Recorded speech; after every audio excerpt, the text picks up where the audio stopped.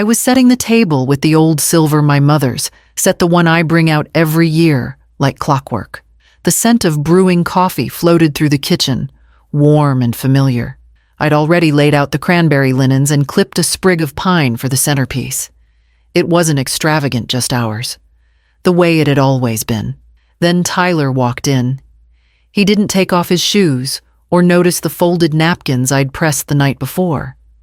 He just stood in the doorway and said, with that awkward half-smile he wears when he's about to hurt me and pretend he isn't, "Hey, just letting you know we're doing a younger crowd this year. So, don't come." Like that. I blinked. "Sorry, we just thought it'd be simpler." He shrugged, as if he were talking about changing the brand of salad dressing. More relaxed, less moving parts. From the hallway, Emily's voice chimed in like wind through a cracked window. "Less stress for everyone, right?"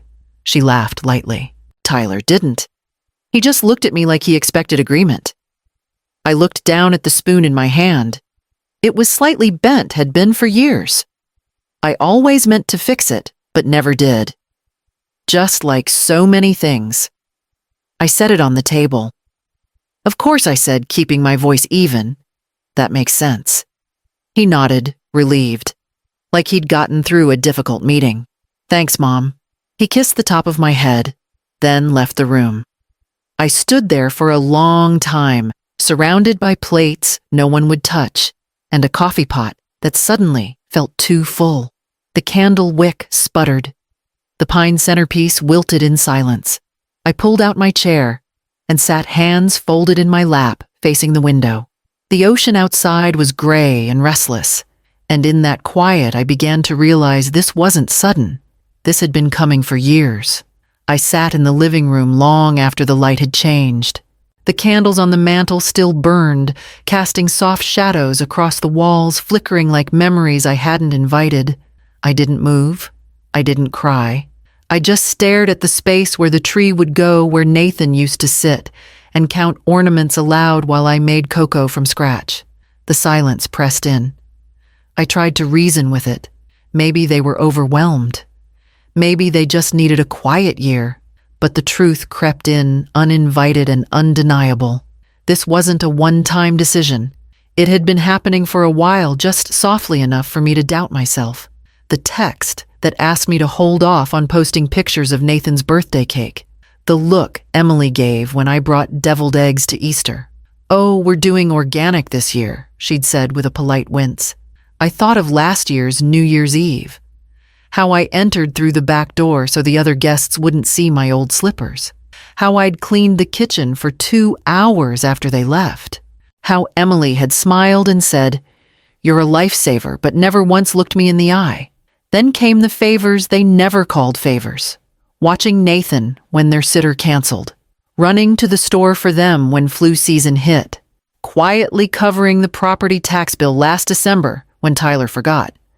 I never asked to be repaid. I didn't want money. I wanted to matter. But slowly, I'd become background. Useful. Until I wasn't. And now, with just one sentence, "Don't come," they'd made it official. No conversation, no apology. Just a polite exile dressed in convenience. I stood up, blew out the candles, and opened the window. The air that rushed in was bitter and wet. So this was what being unnecessary felt like. I folded the cranberry tablecloth, smoothed it with my hands, and placed it back in the drawer. Not with sadness, with decision. They made their choice. Now it was time to make mine. I sat at the kitchen counter with my phone in my hand and my thumb hovering over old text drafts I hadn't sent. One read, "Hey, I was just thinking. If it's not too much trouble, maybe I could stop by after Nathan's nap. Just for a moment." Another, "Do you still want me to drop off that soup I made?" I deleted them one by one. They were all versions of the same question. Do I still belong here? And the answer had been trickling in for years. Little shifts like leaves turning before you realize the season has changed. "Don't post photos of Nathan, please. It makes Emily's family feel left out." I took down the photos, every single one. No thank you ever came. Maybe don't bring the scrapbook, it's kind of a lot. That one stung. I'd spent hours organizing Tyler's childhood photos. I brought it anyway that year. No one opened it. We want Nathan to have more structure, not just surprises. I stopped bringing little gifts. I stopped baking cookies unless asked. And then I was never asked again. At first, I chalked it up to modern parenting. Boundaries, routines. I told myself I was old-fashioned, that they were just figuring things out. But now I saw it clearly. It wasn't parenting. It was planning. Strategic erasure. No one kicks you out with a shove anymore. They just stop inviting you in. I scrolled back through the photos on my phone. Nathan on my lap. Tyler asleep on the couch after Thanksgiving. Emily holding up a scarf I knitted for her. None of it looked like goodbye at the time. But now every image felt like an artifact of a version of me that was slowly written out. I clicked Select All and moved them to a hidden folder. I didn't delete them. But I wouldn't stare at them anymore either. My love didn't need to disappear, but my begging would. I stood, walked to the hall closet, and pulled out my suitcase. They closed their door. So I opened mine. At dawn, with the sky still bruised with night, I opened my laptop and typed words I never imagined, searching private coastal villa. The first listing that caught my breath was Ocean Trail Bluff, perched on a cliff wrapped in glass with space enough for music and silence alike. It wasn't cheap. It wasn't practical. But for the first time in decades, I didn't ask permission to feel joy. I clicked Book Now and watched the confirmation appear. I didn't tell Tyler. I didn't tell Emily. They wouldn't ask and I wouldn't offer. Instead, I sent a quiet message to 3 people who had never made me feel like I needed to shrink to fit into their lives. Delia, who used to walk with me every Thursday and always brought an extra apple just in case. Marcy, who once cried with me in the frozen food aisle when her sister passed and hugged me like I was family. And Alma, the woman I met at a community fundraiser 6 years ago, who had thanked me with shaking hands and said, "You don't know what this means." Last month, she'd replied to a holiday card with a line I hadn't expected: "I've never forgotten you." I invited all of them. No explanations. Just a simple message: I'm hosting something small over New Year's. Nothing fancy. Just warmth, music, good food. You'd be very welcome. All 3 replied within the hour. Yes. Yes. Absolutely yes. I smiled. I ordered champagne. Not the kind I used to buy on discount and save for when the kids came over, the kind that didn't need to be saved. I planned a menu: slow roasted vegetables, garlic shrimp, a caramel tart from the French bakery down the coast. This wasn't revenge. This was reclamation. Not to show them what they missed. To show myself what I hadn't allowed in years. Not just survival. Celebration. I turned the calendar page and circled December 31st. Then I began packing one small joy at a time. 2 days before the trip, I took a walk to clear my head and made the mistake of passing by Tyler's house. Old habit. That corner, that porch still held pieces of me. The front door was cracked open. I heard voices from inside, and before I could decide whether to knock or keep walking, Emily's voice floated out sharp, clear on speakerphone. "She always finds a way to make it about her," she said. "Maylise just takes over. It's exhausting." There was a pause. Then Tyler's voice, quieter but not reluctant. "I know. She means well, but it's just easier this way." I froze on the sidewalk. Not out of fear, out of recognition. This wasn't new. I'd heard it before, just never spoken aloud. The glances exchanged when I offered to help. The slow, polite decline of every suggestion. The way they thanked me for gifts but left them unopened. They didn't hate me. That would have been easier. They tolerated me. Carefully. With effort. I turned away before they could see me and walked back slowly, the breeze stinging more than it should have. At home, I opened the suitcase. My silver dress was still laid out across the bed. I'd bought it 2 years ago for a charity gala Emily had begged me to help organize. I ended up staying in the back that night organizing coats and labeling donation cards. I'd never worn it. Now I folded it carefully and placed it at the top of my suitcase. Not for them. For me, I added the turquoise shawl I almost didn't bring. A pair of earrings I'd inherited from my grandmother. A lipstick I hadn't worn since George passed. I zipped the case and stood for a moment in the doorway, looking at the life I'd once centered around their schedules. Then I turned off the porch light, not as a warning, as a farewell. December 31st arrived crisp and golden, the kind of day that looks like it forgives you. I lit the fireplace first, then the candles. Then the music, strings, and saxophones melting into the air like promises I never knew I could keep. I set out a tray of lemon cookies. Nathan used to love them. I baked them without thinking, then laughed softly when I realized he wouldn't be here. No one from that side would. But I didn't move the tray. They belonged here now, if only as memory. Delia arrived first with a bottle of wine and that spark in her eye that always said, "We're still young enough to dance." Marcy came next, already in tears before she hugged me.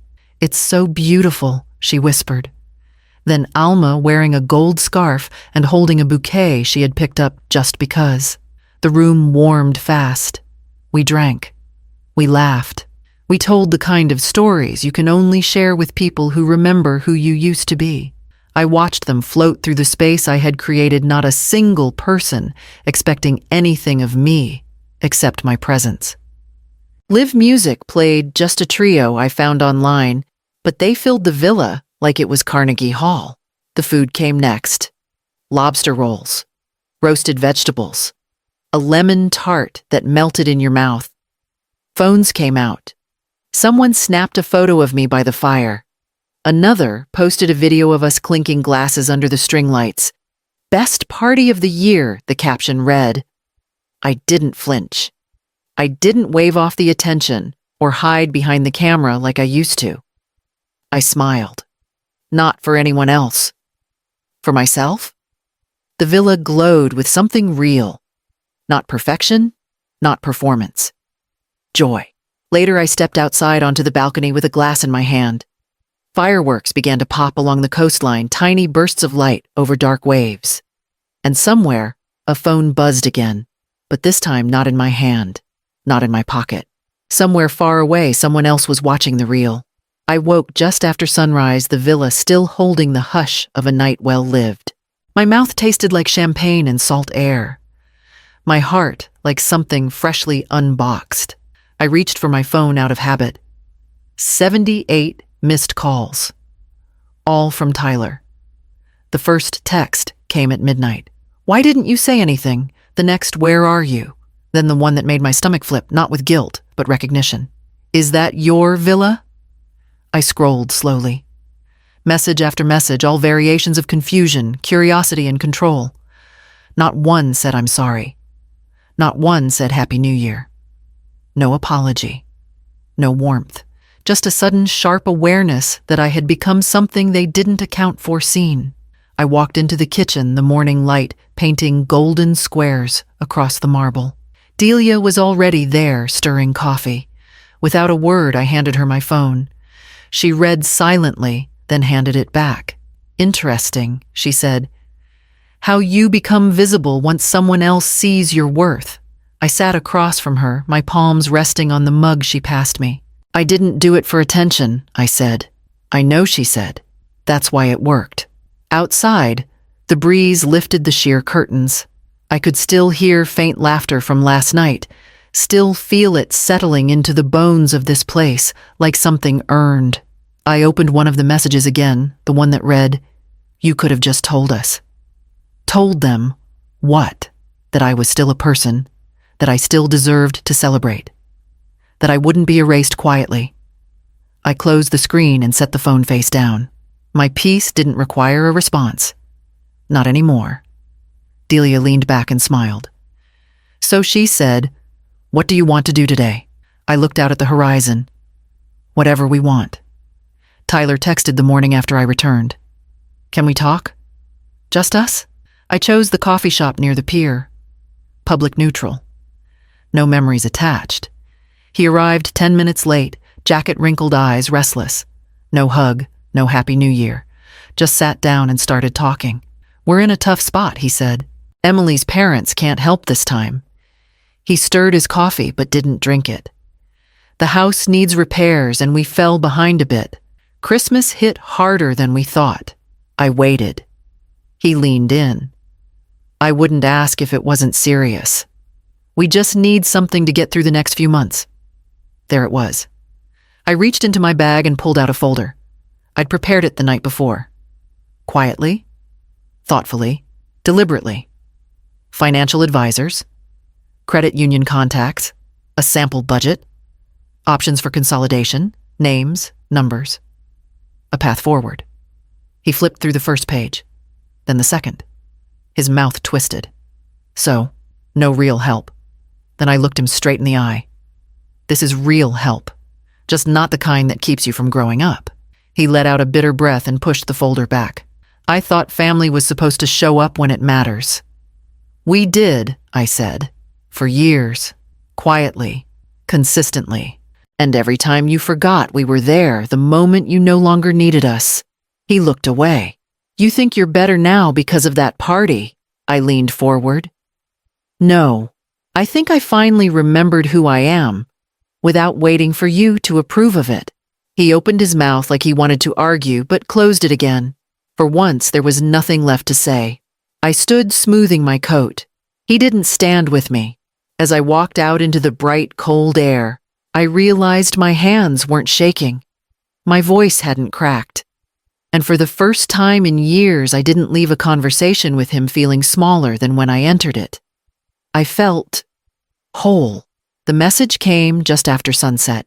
You've ruined the family just to feel important. Nathan will remember this. It was from Emily. Sharp, clean, calculated, just like always. I read it once. Then again. Then I set the phone down. I didn't respond. Instead, I opened the letter Tyler had mailed the day after our meeting. I don't know what I expected. Maybe reflection. Regret. But it wasn't that. It started with Emily's been under a lot of pressure. Then moved to, I guess I could have said things differently, but your tone didn't help. By the end of the page, he'd named everything. Stress, expectations, family tension, but not once did he name the truth. Not once did he say I was wrong. It was always about deflecting. Always about returning things to status quo as long as it meant their comfort stayed intact. I opened my notes app and typed out a response paragraphs of it. All the birthdays I remembered, the hospital visits, the money sent without conditions, the sweaters knit, the meals prepped, the silences swallowed. Then I erased every word, because I realized I wasn't writing to be heard. I was writing to be understood by people who never wanted to understand me. The text came in July, quiet and unexpected. Grandma, can I come visit this summer? I read it 3 times before I let myself believe it was real. Rhea, Tyler's daughter, 17 now, caught between what she's told and what she feels. I wrote back, of course. You're always welcome. She arrived a week later, alone. No follow-up call from Tyler, no questions from Emily, just Rhea with a small duffel bag and a smile that looked like Tyler's when he was still mine. We hugged. No words needed. She smelled like coconut shampoo and independence. She helped me slice peaches for cobbler. She asked what Tyler was like at her age. She found the old photo albums, the ones I'd been told were too much for Nathan. Why is Dad wearing goggles in this one? She laughed. He tried to build a volcano out of soda and baking powder. Got scared and dove behind the couch, I said. She laughed again, full easy, the kind that doesn't ask permission. At night, she sat with me on the porch. She didn't bring up the rift. She didn't try to fix it. She just stayed present. And I realized something. She was choosing love without agenda. No guilt, no performance. Just presents? Before she left, she hugged me longer than I expected. Thank you, she said softly, for not making me choose. I nodded, but my throat closed too tight to speak. I didn't cry. Not because I wasn't moved, but because I wasn't mourning anymore. The dream of family hadn't died. It had just changed shape.